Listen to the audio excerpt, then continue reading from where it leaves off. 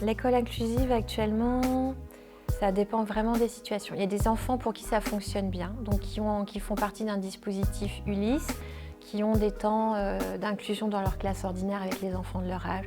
Et ça fonctionne bien parce qu'il y a une coordination qui se passe bien. Morgane, en fait, a un retard, ce qu'on appelle un retard global au niveau du langage et des apprentissages académiques.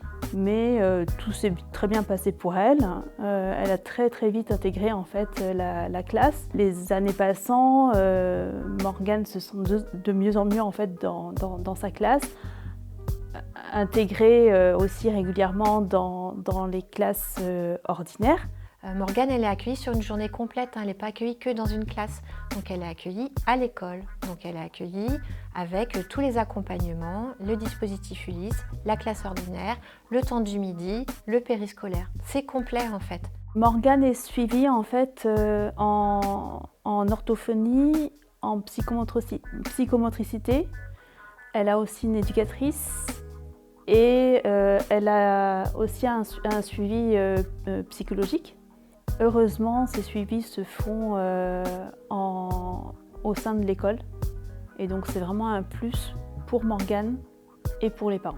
Morgane a très bien évolué au sein de sa classe Ulysse, d'avoir aussi toujours le même professeur, la même assistante de vie scolaire. Le fait qu'elle soit bien suivie en fait aussi par le CESAD, ça a beaucoup aidé Morgane. Morgane, là, depuis 2 ans à peu près, a vraiment évolué, surtout tant au niveau de la lecture que même au niveau des maths ou de la logique. Il y a beaucoup de travail avec la famille, des échanges. Voilà. Et puis on a une jeune fille qui ne présente pas de problème de comportement non plus à l'école. Donc le gros travail avec Morgane, ça a été la mise en confiance. Donc Céleste a un handicap. C'est seulement quand elle a eu 6 ans qu'on a découvert qu'elle avait le syndrome Métrézel.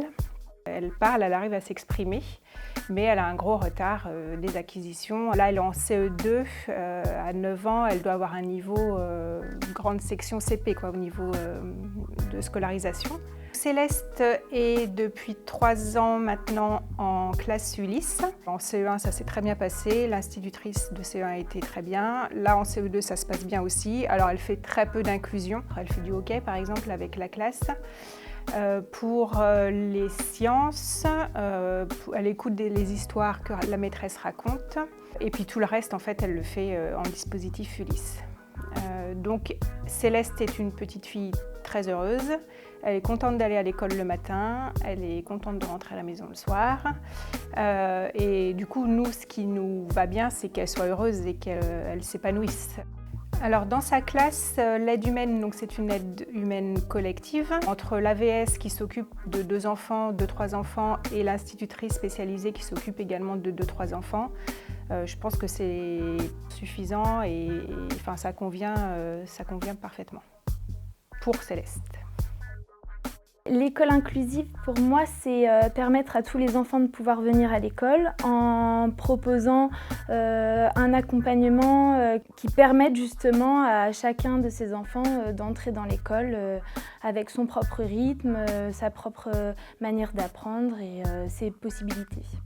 Chemseddine a un retard global, c'est-à-dire qu'aujourd'hui, il est âgé de 6 ans, mais dans sa tête, il agit un peu comme un enfant de 3 ans. Chemseddine n'est pas capable d'intégrer une classe de CP parce qu'il n'a pas les compétences, l'attention.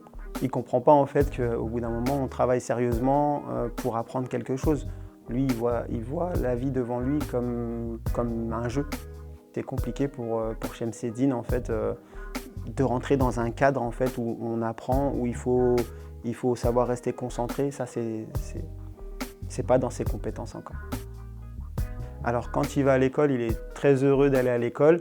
On est surpris de voir comment il a évolué dans son langage dans sa motricité, même s'il y a encore beaucoup de travail à effectuer pour rattraper le retard. Et c'est de bon augure pour la suite, d'où l'importance pour Shamseddine de continuer justement et d'augmenter sa fréquence de scolarité.